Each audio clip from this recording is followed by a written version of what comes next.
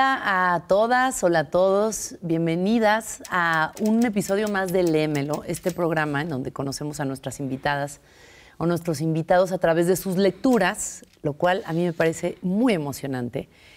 Y hoy tenemos un invitado que es, no sé cómo describirte, Mardonio Carballo, porque haces muchas cosas. Yo diría que eres como un artista del Renacimiento. Ay, qué cosa. ¿Qué cosa? Bueno, eres poeta, escritor, periodista, actor, músico. ¿Qué más eres? Pues nada, vendo tamales los domingos también, Sí. No. Literalmente. Yo dije de broma hace ratito, nada más falta que cocine y me enteré hoy que tienes restaurantes. Sí, tengo un restaurante, sí. Exacto. Entonces dime si no eres como un artista de Renacimiento. Pues mira, yo creo que ha sido una fortuna que tenga esta posibilidad de desarrollar varias actividades al mismo tiempo y que me apasionan todas. Y creo que ha sido, sí, es un lujo, es una bendición poder salirte de una cosa, irte a otra y poder, digamos, experimentar y gozar, porque de eso se trata la vida también. Sí, pues eso me tiene a mí muy contenta, o sea, como hay tantas posibilidades de cotorreo contigo. Digo, yo conocía tu trabajo como periodista, pero cuando te estudiaba para hacer esto, decía, también esto, qué genial esto, o el documental, el hip hop y el... En fin. Sí. Muchas gracias por aceptar Hombre, estar gracias con por nosotros. invitarme. Qué gusto estar aquí contigo. Muchas gracias. Y este programa se trata de libros, de nuestras lecturas favoritas. Y quisiera saber, ¿cuándo empezó tu relación con las letras? ¿Fue a través de las lenguas originarias? ¿Fue en español? Cuéntanos. Sí, mira, yo vengo de una comunidad en la Huasteca Veracruzana, un municipio que se llama Chicontepec, famoso porque en algún tiempo fue explotadísimo en relación al petróleo, ¿no? Y yo vengo de una comunidad muy pequeña, es una comunidad náhuatl, ¿no? Tuve la fortuna de que mi madre era casi monolingüe en castellano. Y mi padre era un hombre que leía todo lo que se le cruzaba en el camino, ¿no? Desde periódicos viejos, revistas, libros, Biblias, todo lo que se acumulara a su paso. Él era un lector ávido de eso que encontraba. Entonces, él se dio cuenta muy rápido que si nosotros solo hablábamos náhuatl, seríamos discriminados. Y entonces él se empeñó profusamente en que aprendiéramos a hablar español. Entonces, eso a mí me dio una oportunidad que no muchos compañeros y compañeras pertenecientes a algún pueblo indígena tienen, ¿no? Que es el impulso de un padre diciéndote que tienes que leer, hablar y escribir en español, ¿no? Entonces, yo entré con esa ventaja a la escuela, ¿no? Siendo pues un niño que había visto en su padre el hábito de la lectura y por el otro lado el mundo mágico de mi madre, ¿no? Mi madre con todo su universo náhuatl, que esas maravillosamente las lenguas lo que hacen es colocarte en una situación de vivencia de mundo, cada una particular, ¿no? Entonces, pues yo crecí como con eso y pues adquirí ese hábito, leía lo que sea, tampoco creas que había demasiado, o sea, imitaba a mi padre y al mismo tiempo nada, desde las revistas estas semanales que en algún sentido indagaban en la emoción cliché del mexicano promedio, ¿no? Libro sentimental, Corín Tellado, cosas que llegaban por ahí, Rarotonga, Capulí, todo. Es una gran manera de empezar. O sea, también yo a mis hijos les gustan los cómics y digo, venga, lo que sea, pero háganse del hábito. Y además, qué fortuna que conservaste las dos lenguas, porque muchas personas también pierden su lengua materna, ¿no? Como para no sufrir la discriminación y se quedan solo con el español. Y bueno, eso también me hace recordar, que olvidé decir que también eres un activista. Intentamos. Yo creo que ha sido para mí, ha sido todo un proceso. Yo te decía, yo comencé, bueno, tenía alguna fascinación literaria desde muy niño y de pronto esa fascinación literaria se convirtió en una fascinación musical y después esa fascinación musical se compaginó con mi llegada a la Ciudad de México y la imposibilidad de realmente estudiar eso. Y un día llegó el teatro a mi vida y dije, no es lo mejor, no es lo que quiero, pero es lo más cercano a la música y lo más cercano a la escritura. Y fue así que ocurrió, y después era 1993. 1994 ocurre la irrupción zapatista, el 1 de enero de 1994. Y todo ese discurso, el mundo literario, mágico, combativo, que permeó el discurso del subcomandante insurgente Marcos, devenido también de su estancia y convivencia con los pueblos mayas de Chiapas, me voló la cabeza. Y a partir de ahí supe que uno, como perteneciente a un pueblo indígena, puede desarrollar su arte en múltiples facetas, pero nunca dejar de combatir el racismo y la discriminación. Y es a partir de eso. Sí, fue muy impactante. Yo era una niña y recuerdo haber leído Yo Marcos, y también que causó un impacto muy fuerte, y me di cuenta que vivía en otra realidad.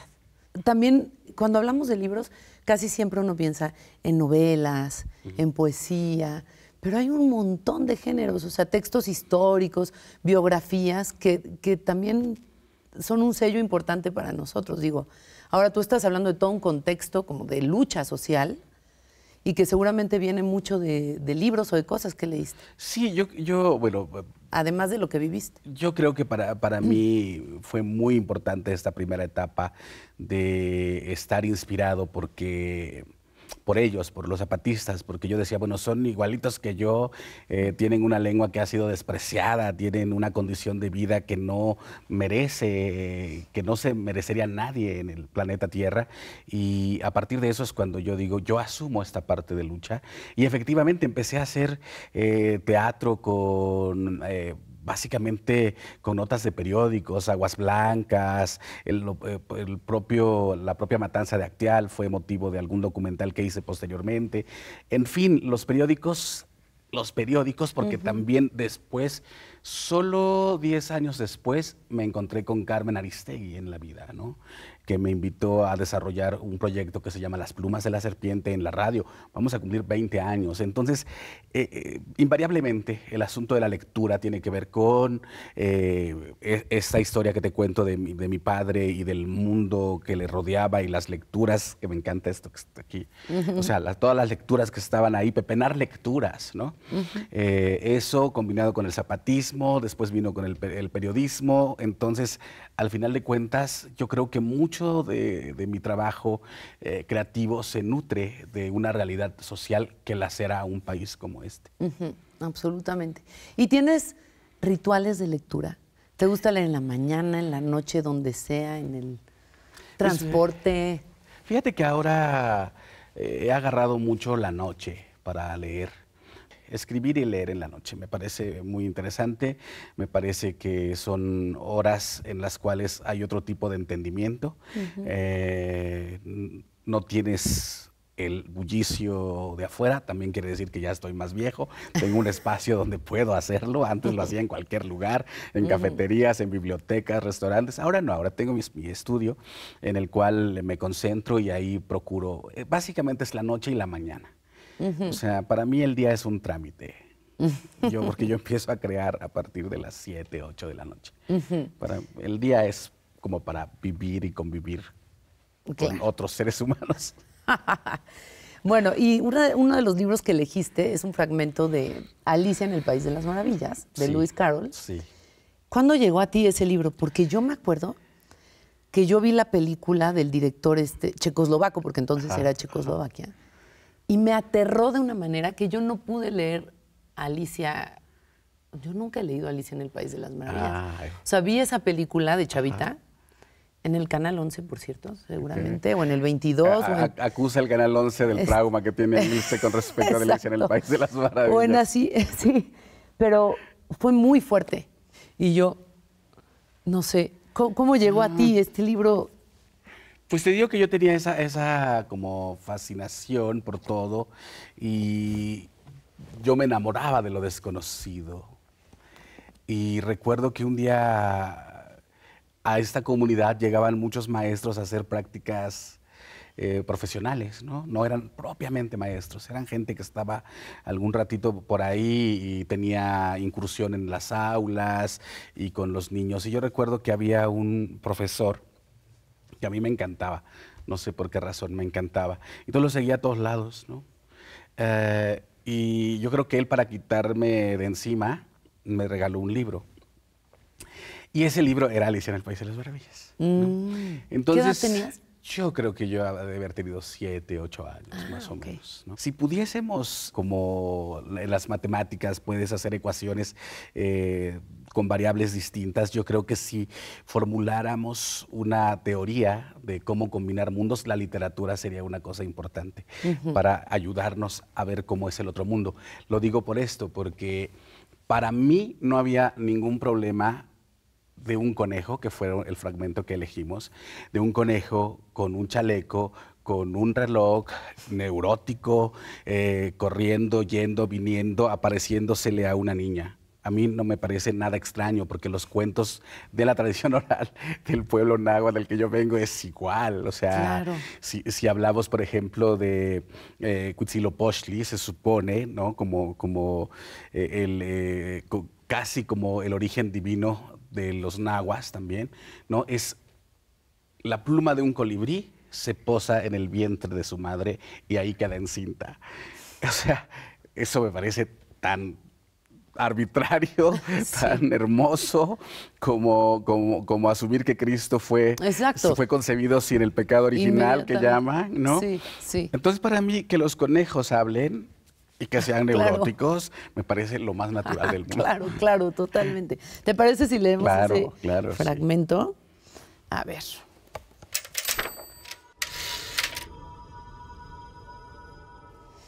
Este es el capítulo 1 por la madriguera del conejo. Alicia empezaba a estar muy cansada de permanecer junto a su hermana en la orilla y de no hacer nada. Una vez o dos había echado una mirada al libro de su hermana, pero no traía estampas ni diálogos. ¿Y de qué sirve un libro?, pensó Alicia, si no trae estampas ni diálogos. Así que estaba deliberando en su interior, lo mejor que podía, ya que el día caluroso la hacía sentirse muy soñolienta y atontada, si el placer de trenzar una cadena de margaritas merecía la molestia de levantarse a coger las margaritas, cuando de pronto llegó junto a ella un conejo blanco de ojos rosados.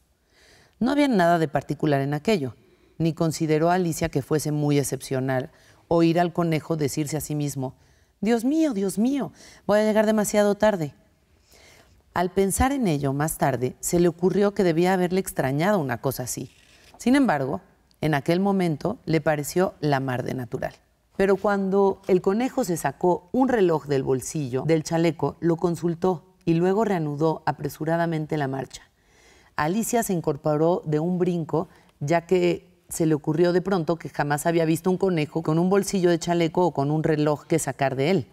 Y muerta de curiosidad, echó a correr tras él por el prado, justo a tiempo de ver cómo se metía por una gran madriguera bajo el seto. Un instante después, se coló Alicia también, sin pararse a pensar cómo saldría. La madriguera siguió recta como un túnel durante un trecho y luego torció hacia abajo tan bruscamente que Alicia no tuvo ni un momento para pensar en detenerse antes de caer, por lo que parecía un pozo muy profundo. O el pozo era muy profundo o ella caía muy despacio, porque tuvo tiempo de sobra mientras descendía para mirar en torno suyo y preguntarse qué ocurriría a continuación. Primero, trató de mirar hacia abajo para averiguar hacia dónde iba, pero estaba demasiado oscuro para ver nada. Luego miró las paredes del pozo y observó que estaban llenas de alacenas y anaqueles. Vio mapas aquí y allá y cuadros colgados con escarpías.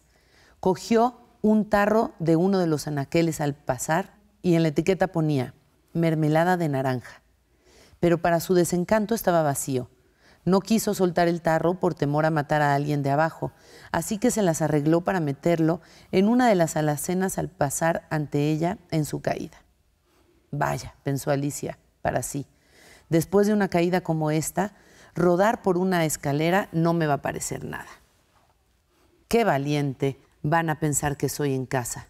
Bueno, incluso si cayese del tejado, no dirían nada. cosa que era lo más probable. Siguió cayendo, cayendo, cayendo. ¿Es que la caída nunca iba a tener fin? Me pregunto cuántas millas llevaré ya, dijo en voz alta. Debo estar cerca del centro de la Tierra. Veamos, el centro estará a unas 4,000 millas, creo. Como veis, Alicia había aprendido varias cosas de este tipo en el colegio, y aunque no era esta muy buena ocasión para presumir de lo que sabía, ya que no había nadie que la escuchase, sin embargo, era buena práctica repetirlo. Sí, creo que esa es la distancia.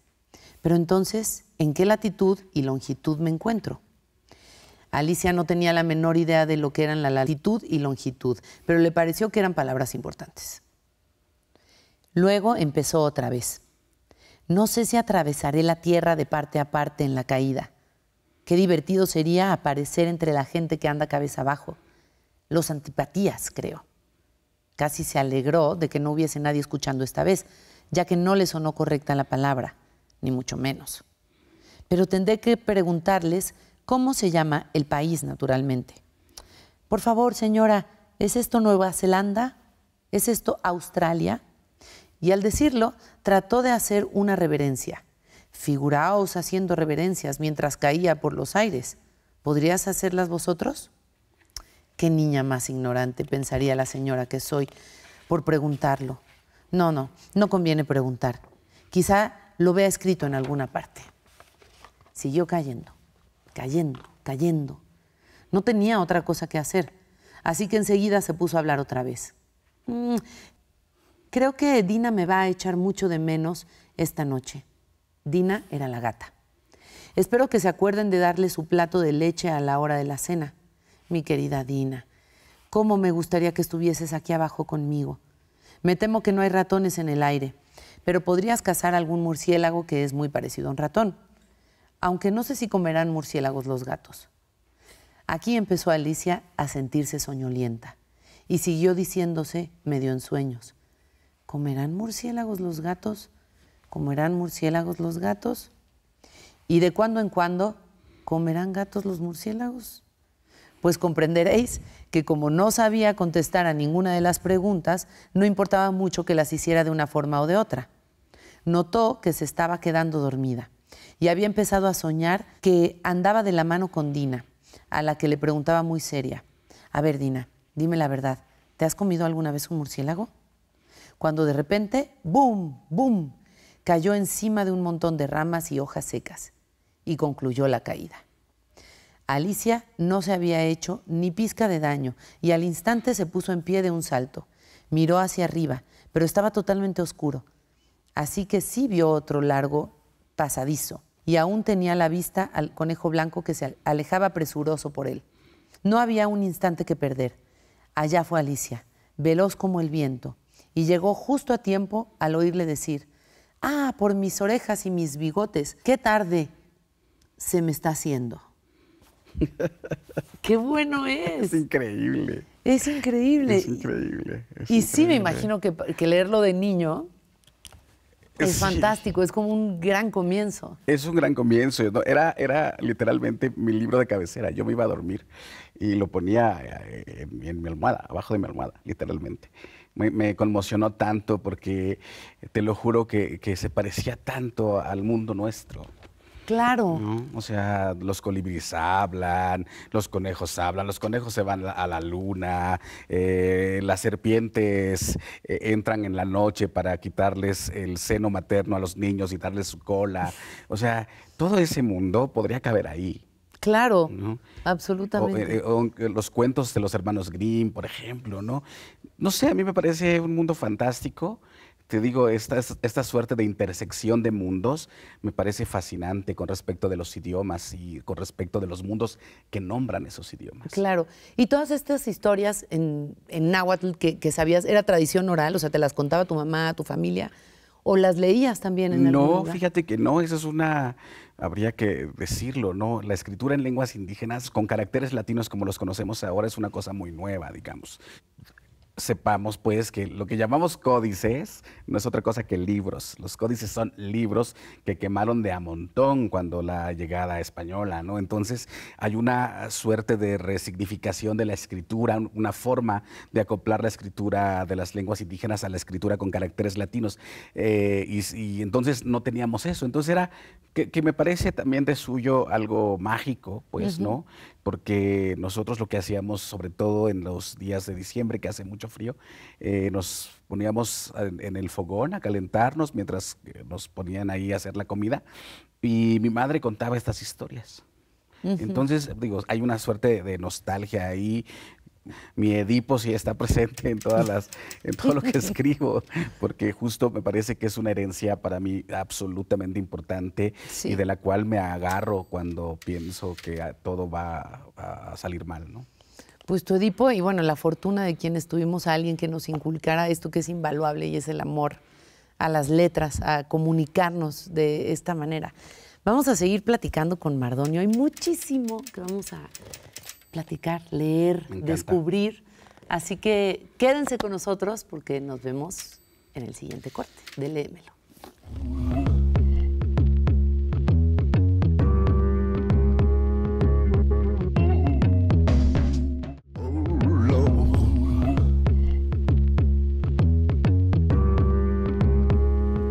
Ya regresamos a Léemelo con un invitadazo que es Mardonio Carballo. Gracias. Para quienes no están conectados, bueno, pues se los presento y se están perdiendo de mucho si no lo conocían. Y nos quedamos hablando, bueno, de estos mundos fantásticos y cómo la tradición oral en náhuatl con la que tú creciste se parece tanto y cómo la literatura son muchos mundos. Pero hay otro mundo que sí es distinto. Bueno, no lo sé, ahorita me dices qué piensas, pero es la poesía. Y la poesía, iba a citar a Octavio Paz, pero bueno, ahora estoy clavadísima con él, no agarro y ya que menciono a Octavio Paz. Digo, pero bueno, no entremos en esos laberintos. Sí. Pero sí, decía, o sea, solamente la poesía puede decir lo que quiere decir. Sí. Es un mundo de imágenes que además es muy musical y tú siendo música, o sea, cuéntame, ¿cuál es tu relación con la poesía? Ya. ¿Por qué escribes poesía? ¿Y cuándo empezaste a leer poesía? Ya, mira, pues yo escribo desde niño.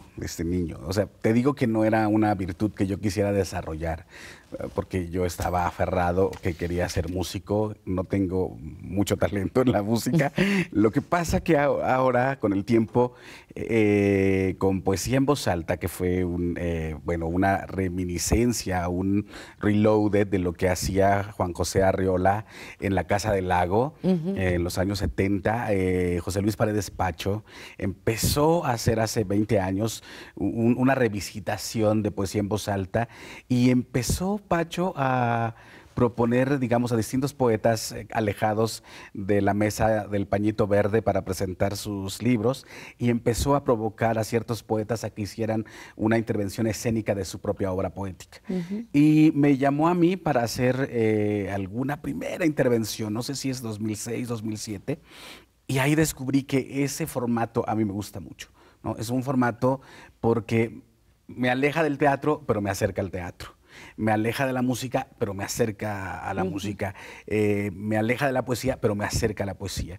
Entonces me parece a mí que eso, que de pronto la gente dice que soy músico, no, tengo buen oído, eso sí tengo buen oído, porque sí me rodeo de muchos músicos. Y mucho valor, porque yo te he oído cantar y dices, eso es como de...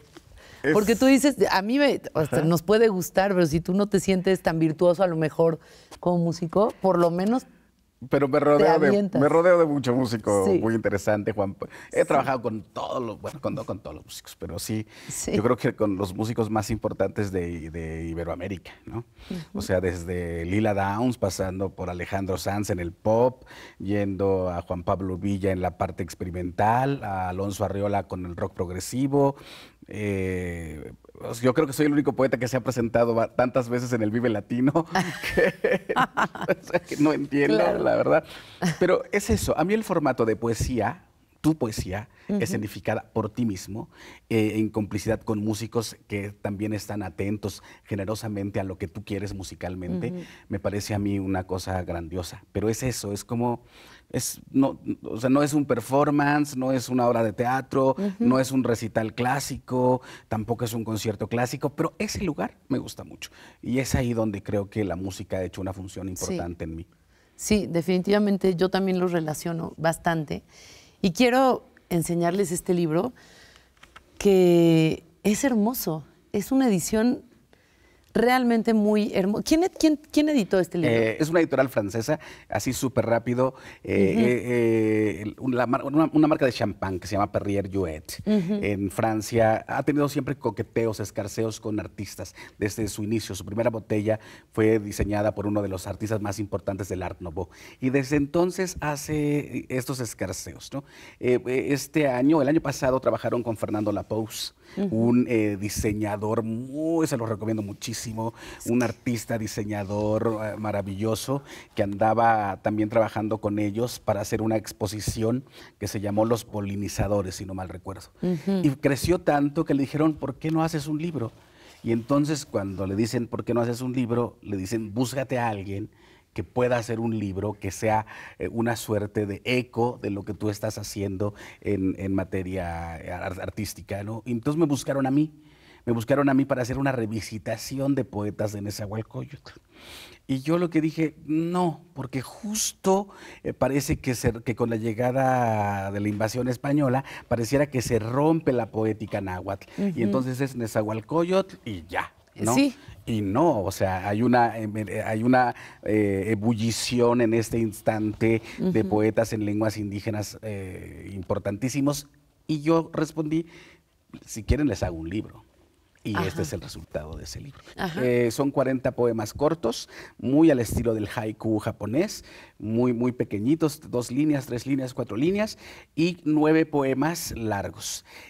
Había hecho con algunos músicos algunos poemas que solo estaban inscritos en el territorio de la música. Entonces esos los agarré y los puse aquí para que tuviesen también una vida literaria formal o clásica como la conocemos, es decir, inscritas en un libro. Fantástico. Y está escrito en náhuatl y en español. Está escrito en náhuatl y español. Que yo hace rato te decía, ¿por qué los ignorantes como yo, que no sabemos hablar ninguna lengua originaria, decimos náhuatl? Me dijiste, no, está mal, pero así lo aprendimos. Está mal y no. Está mal porque lo estás pronunciando en español. Claro. Entonces yo siempre decía, para la gente que nos escucha, cuando digan náhuatl, pongan arriba de la T, arriba una L chiquitita. E imagínense el sonido de una L chiquita arriba de la T y lo van a decir perfecto, la verdad. Perfecto. Pero tiene que ver con eso. Es como... Claro. Es como cuando yo hablo inglés, pésimo, ¿no? O sea, que se escucha que no es mi lengua, es un poco lo mismo. Pues, sí. ¿no? Pues esto lo tienes que leer tú. Sí. Por favor, te vamos a agradecer mucho que nos leas tú esta belleza. Escogimos un poema que ahora te leo. Dice...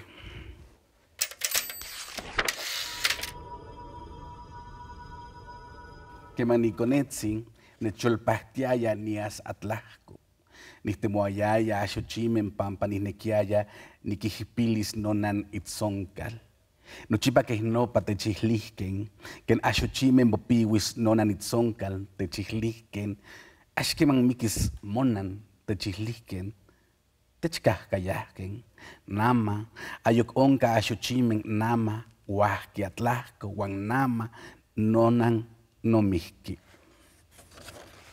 Wow. Es Qué belleza. Ahora lo leo yo en español.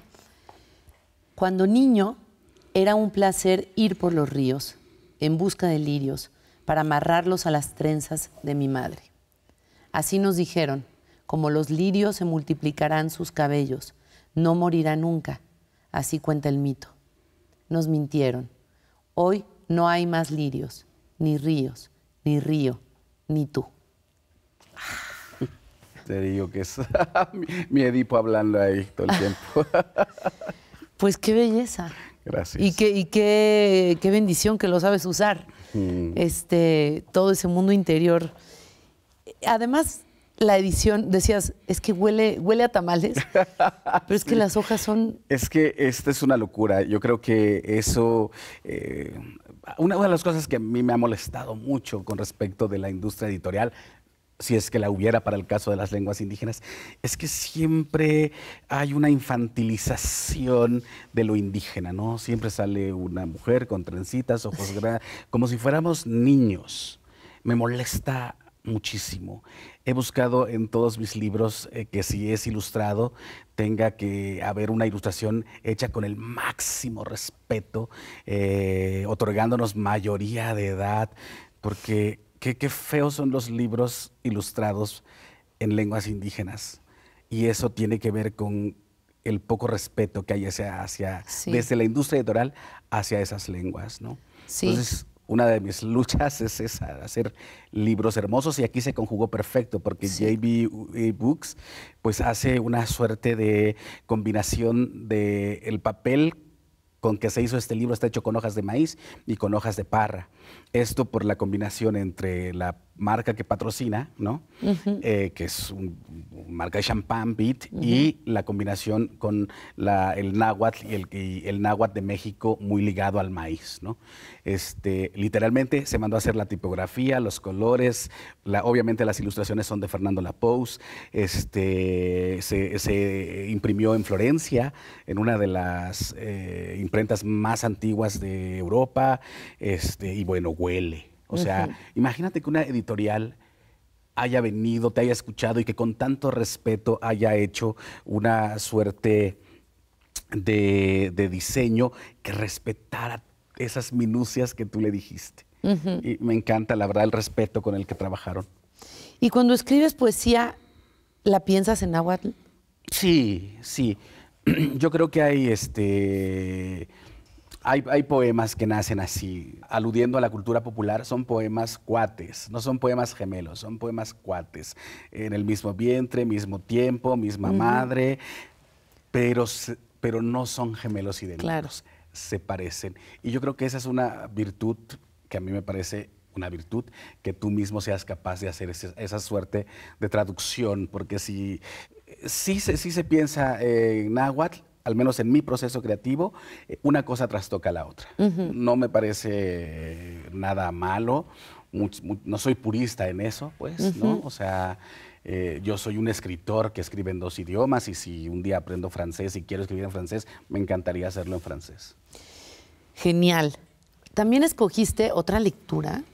Sí. Escogiste un autor, bueno, que es increíble, que es Jorge Luis Borges, que yo también recuerdo haberlo, la primera vez que lo leí. Bueno, yo no me atreví a decir que no había entendido nada. Es enigmático. Por eso escogí el Aleph, porque yo recuerdo que iba bajando con esa sensación del metro, se me reveló el Aleph. Y dije, ¡oh! Era esto de lo que hablaba Jorge Es que eso, cuando pasa eso, es increíble. Primero porque no te sientes un idiota, y eso siempre es bonito. Sí. O por lo menos te sientes un idiota menos idiota. Exacto. Es muy reconfortante. Ah, bueno, no estoy tan mal. Y segundo porque sí es como que te abrieron una puerta. Sí, es brutal. De otra dimensión. Es brutal. Es brutal, pero el Aleph es una locura. El Aleph literalmente es una llave. Es una llave al entendimiento de las cosas sucediendo simultáneamente en el universo. Sí, y yo creo que es de esos que puedes volver a leer, ¿no? Los que lees un año y luego 10 años después y entiendes otra cosa. Hace años que yo no lo leo. Entonces, ¿te parece si le entramos? Encanta. A ver.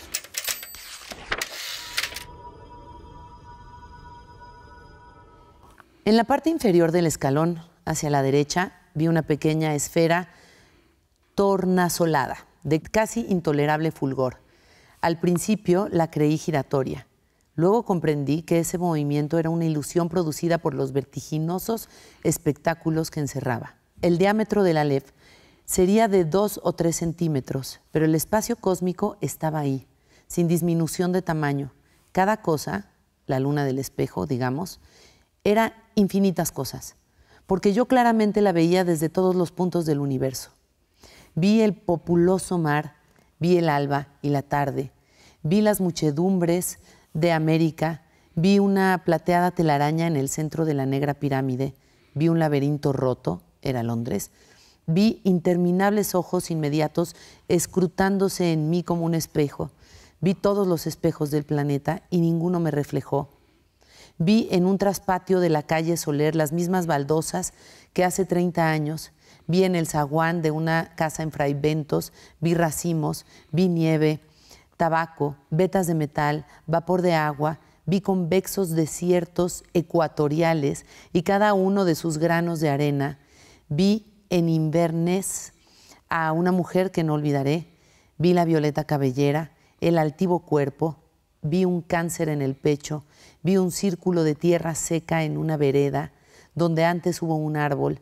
Vi una quinta de Adrogué, un ejemplar de la primera versión inglesa de Plinio, de la Philemon Holland. Vi a un tiempo de cada letra de cada página. De chico yo solía maravillarme de que las letras de un volumen cerrado no se mezclaran y perdieran en el discurso de la noche. Vi la noche y el día contemporáneo. Vi un poniente en Querétaro que parecía reflejar el color de una rosa en Bengala. Vi mi dormitorio sin nadie. Vi un gabinete de Alkmaar, un globo terráqueo entre dos espejos que lo multiplicaban sin fin. Vi caballos de crin arremolinada. En una playa de mar Caspio, en el alba, vi la delicada osatura de una mano. Vi a los sobrevivientes de una batalla enviando tarjetas postales. Vi en un escaparate de Minsapur una baraja española. Vi las sombras oblicuas de unos helechos en el suelo de un invernáculo. Vi tigres, ébolos, bisontes, marejadas y ejércitos. Vi todas las hormigas que hay en la tierra. Vi un estrolabio persa. Vi en un cajón del escritorio, y la letra me hizo temblar, cartas obscenas, increíbles, precisas, que Beatriz había dirigido a Carlos Argentino. Vi un adorado monumento a la chacarita. Vi la reliquia atroz de lo deliciosamente que había sido Beatriz Viterbo. Vi la circulación de mi oscura sangre. Vi el engranaje del amor y la modificación de la muerte. Vi el Aleph. Vi desde todos los puntos. Vi el Aleph, la tierra. Y vi en la tierra otra vez el Aleph. Y en el Aleph la tierra. Vi mi cara y mis vísceras. Vi tu cara y sentí vértigo y lloré. Porque mis ojos habían visto ese objeto secreto y conjetural, cuyo nombre usurpaban los hombres, pero que ningún hombre ha mirado. El inconcebible universo. ¡Guau! Dios mío. ¡Qué brutal! Es brutal, es brutal. ¡Qué brutal y qué poético es! Sí.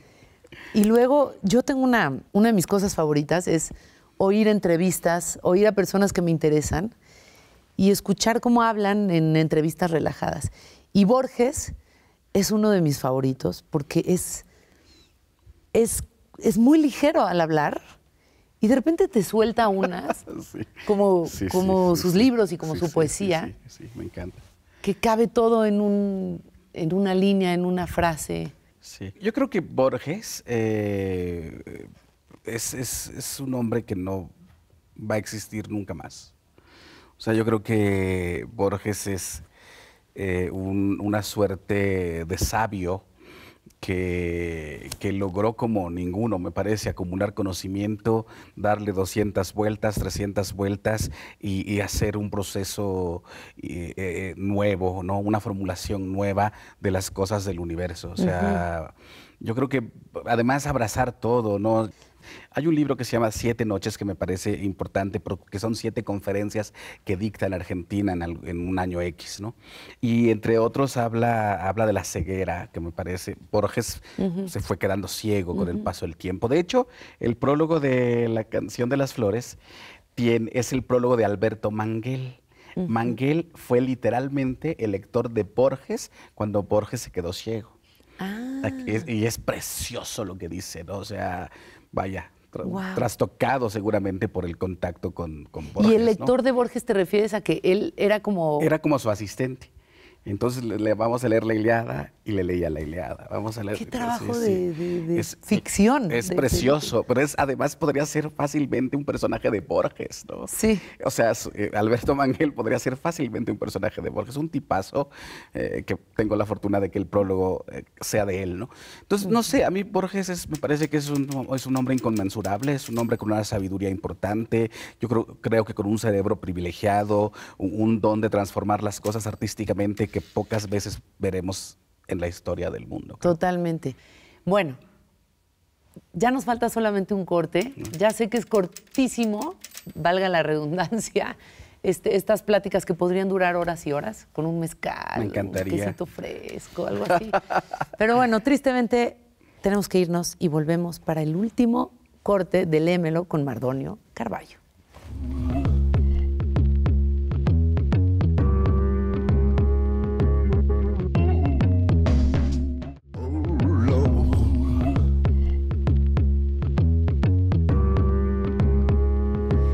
Ya estamos en este último bloque de Lémelo con Mardonio Carballo. Ha sido fantástico y me explotó la cabeza con las lecturas que escogiste. Por supuesto, con tu poesía y con... En fin, estoy toda estimulada. Muy bien, me encanta. Y no es el café, porque no he tomado el café que me gustaría. Y vamos a continuar con este acelere y este deleite. Sí. Con poesía de Antonio Gamoneda. ¿Por qué no nos cuentas de este autor? ¿Cómo llegó a ti? Antonio Gamoneda es un poeta español. Vive en León, España. Es un poeta ya grande, no sé si rozará los 90 años. Es un poeta que yo conocí en Chiapas. Me parece un hombre que habla de las tristezas como casi nadie, creo. Además de un generoso muy importante, porque eso creo que también hace a los grandes artistas, ¿no? Su generosidad, ¿no? Y él me parece un hombre que todo el tiempo está mirando qué está sucediendo con las nuevas generaciones. Si lo contactas, si tiene tiempo, podrías fácilmente tener un prólogo de él. Y ahorita escogí un poema que tiene que ver con mi fascinación con los perros. Que te va a gustar doler. Ay, a ver, ya tengo miedo porque además yo luego soy un bicho sensible, dirían. Si no, te dedicarías a otra cosa.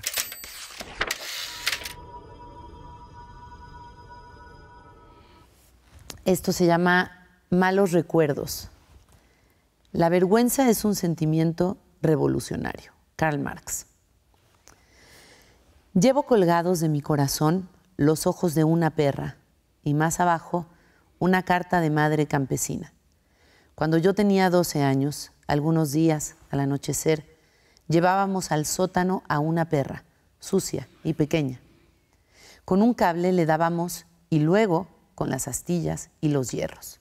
Era así. Ella gemía, se arrastraba pidiendo, se orinaba, y nosotros la colgábamos para pegar mejor. Aquella perra iba con nosotros a las praderas y a los cuestos. Era veloz y nos amaba.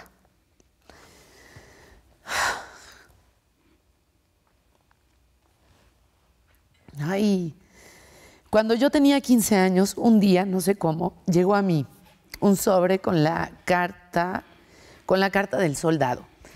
Le escribí a su madre, no recuerdo. ¿Cuándo vienes? Tu hermana no me habla, no te puedo mandar ningún dinero. Y en el sobre, doblados, 5 sellos y un papel de fumar para su hijo. Su madre que te quiere. No recuerdo el nombre de la madre del soldado. Aquella carta no llegó a su destino. Yo robé al soldado su papel de fumar y rompí las palabras que decían el nombre de su madre. Mi vergüenza es tan grande como mi cuerpo, pero aunque tuviese el tamaño de la tierra, no podría volver y despegar el cable de aquel vientre, ni enviar la carta del soldado. Híjole, qué pena me da que ya van a odiar los programas que me tocó conducir porque de repente me pega chueco el trago, como dicen. No lo conocía. No conocía es una gloria. Es una gloria y es un mazazo. Es un mazazo, es un mazazo. Como alguien haciéndote la cara, sí. porque no te esperas, ¿no? O sea, te dices, uno dice, voy a leer poesía y siempre, aunque está relacionada siempre al amor, a la muerte y a cosas que duelen y que pegan, algo tan ordinario como esto, una imagen tan es ordinaria. durísima la imagen del perro colgando, tú golpeándole y el perro amándote. Es brutal. Es brutal. Yo no sé qué piensen ustedes como espectadoras, como espectadores. Me disculpo por ser tan emocional, pero Es que así pasa. Si no te dedicarías a otra cosa, insisto. Yo creo que es parte fundamental de tu trabajo, así que así es. Pues sí, me sorprendió mucho y es un descubrimiento más. Bueno, Antonio Gamoneda, y por lo que veo... Es prolífico. Muy prolífico, es de esos tabicones. Sí. Y es un libro viejo, por lo que veo. Lo tienes desde hace mucho tiempo. Muchos años, sí. Rilke dice que un poeta es un árbol que no apresura su savia, ¿no? Entonces, maravillosamente viejo, Gamoneda. Pues un descubrimiento para mí, seguramente para muchas de ustedes. Y no nos podemos despedir sin antes hablar de tu siguiente libro. Sí. Cuéntanos de lo último. Sí, pues ahora estamos por sacar este libro que se llama Chénchere. Esto es un domi, como se llama en el argot editorial, ¿no? Es un domi que hicimos para revisar, dar una última revisión, ya sabes, faltas de ortografía, las ilustraciones. Se llama Chénchere. Chénchere es la forma onomatopéyica que recibe el pájaro carpintero en la lengua náhuatl. Tú sabes que, por ejemplo, el canto del gallo cambia si se imita en francés o se imita en español. Bueno, pasa lo mismo con las lenguas indígenas. Entonces, chénchere es una onomatopeya de la percusión que hace el pájaro carpintero al hacer su casa en un árbol. Entonces, esto sale en octubre, está editado por la Secretaría de Cultura de Veracruz y por Nauyaca Ediciones. Las ilustraciones son de Mauricio Gómez Morín, que te encantará también. Es un hombre también bastante prolífico, un artista de altos vuelos, así, y tenemos la fortuna de contar con sus ilustraciones. ¡Qué belleza! Mira. Pero bueno, mira, velo. Esto es lo que viene. Esto es lo que viene. Y estamos trabajando una cosa nueva con el Met de Nueva York. Sí, esto está traducido al inglés. Eso está traducido al inglés, sí. Y ahora estoy trabajando con una compositora que se llama Gabriela Ortiz, que es así top. Yo creo que está rankeada como la mejor compositora de música contemporánea actual. El último disco de la Filarmónica de Los Ángeles es la primera vez que hace un disco de un solo compositor y es de esta mujer, que es Gaby Ortiz, y es mexicana. Y entonces, Dudamel dirige. Entonces estamos hablando de una cosa muy importante que nos encomendaron desde el Metropolitan Museum de Nueva York para hacer una nueva museografía del ala 6, la colección Rockefeller. En su nueva museografía va a tener audio. Ese audio es un poema largo mío, compuesto musicalmente por Gaby Ortiz. Ya lo escucharon. ¡Qué maravilla! Ese es el nuevo, este es el previo. Sí, es una locura. Efectivamente, estamos... El libro viejo en tu cabeza, en tu corazón, pero el nuevo para nosotros. Sí, todavía no sale en octubre. Increíble, increíble.